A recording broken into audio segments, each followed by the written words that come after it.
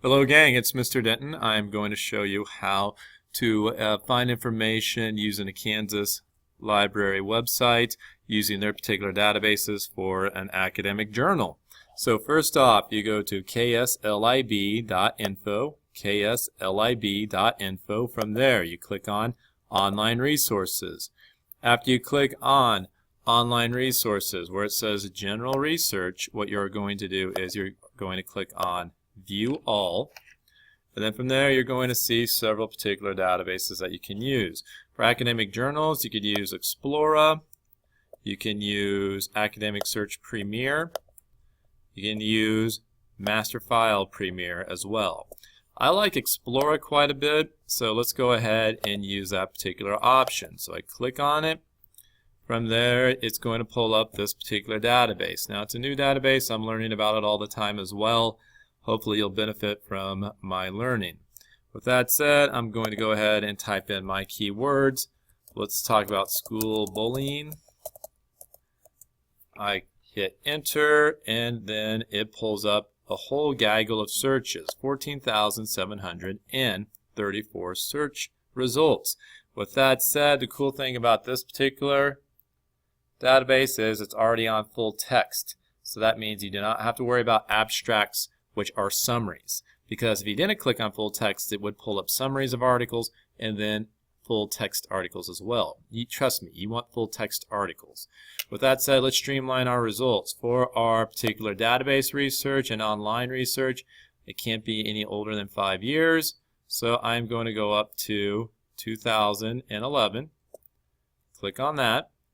You can see it streamlines it down some more. And then since this is an academic journal, I'm going to go ahead and click on where it says Academic Journal. You click on it, and at that point in time, we have 492 academic journals still. You will see the icon right here that says Academic Journal, and you're going to be good to go. Feel free to scroll through, look up information, and start taking notes over said information. With that said, it acts as a Google search engine basically for credible research. Right here you see the link to the article, you see publishing information underneath it right there. It gives you a quick little summary just like Google does as well. Let's say we're interested in this one. So I'm going to go ahead and click on the link. From there the link will pop up and you're going to see the particular article itself. Now, you can zoom in on that particular article or scroll through if you can see it from here. Go ahead and begin to review the particular literature. Now, remember in the video that I gave you about how to take notes over an academic journal, remember, read the abstract, look through the introduction, look at discussion if there's a discussion section, and then also look at the conclusion section if there is a conclusion. So here in this particular situation, we see that there is an abstract. I will look through this quickly in this scenario to make sure that you're interested in it. Let's say you are. Then you go ahead and you move on. You scroll down and here's the introduction.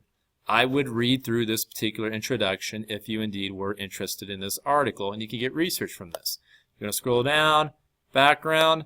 I think that's still part of introduction as well, so you can go ahead and read that in this particular scenario.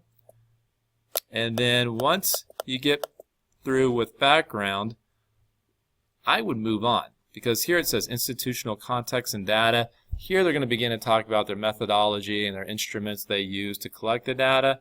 So I would not read through this information in this particular situation. Again, remember, read abstracts, introductions, discussion, and conclusion. So in this particular situation, you have the abstract, you're interested in it. Okay, I'm going to read the introduction.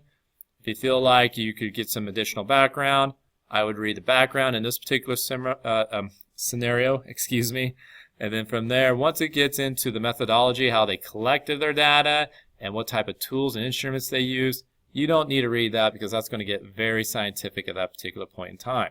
Okay, so in this situation then, you're going to scroll through all this because if you look at this particular situation, you're going to see some graphs, some statistical information that's probably going to be difficult for you to determine and interpret. So we're going to scroll through and we're going to go ahead and go on down. As you can tell, there's a lot of that. We're going to go ahead and go on down to the point where we have discussion or results. Now, every article may not have a discussion section or a conclusion section like this. Every article is going to be a little different, but you have basics, and the basics are you're going to have some form of introduction, some form of abstract, some form of discussion, and some form of conclusion. So for this particular database article, academic journal, I would say you could read the conclusion with it as well, because it's going to give you a conclusion over the results of the particular study. And once you're done with that, if you're looking at appendices or appendices, you don't need to worry about that as well unless you really want to start crunching numbers. But as you can tell here in this situation, it gets pretty scientific. So if I was reading this particular article, I'd read the conclusion and I would be good to go. So there is a brief tutorial over how to find an academic journal using your databases through the Kansas State Library website. Again, they're going to be titled slightly differently at times, but you are going to have your basics. I would look for an abstract/summary, introduction/background, discussion section. If not discussion section, then look for a conclusion section as well. Read through that information and you're good to go.